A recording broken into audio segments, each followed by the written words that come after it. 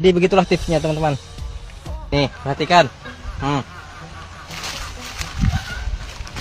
Jadi kuncinya hanya satu teman-teman ya, tetap tenang, jangan terlalu banyak bergerak. Jadi serangga tidak akan menggigit kita teman-teman. Jadi begitulah tipsnya teman-teman. Nih, perhatikan. Jadi kuncinya hanya satu teman-teman ya, tetap tenang, jangan terlalu banyak bergerak. Jadi serangga tidak akan menggigit kita teman-teman. Jadi begitulah tipsnya teman-teman.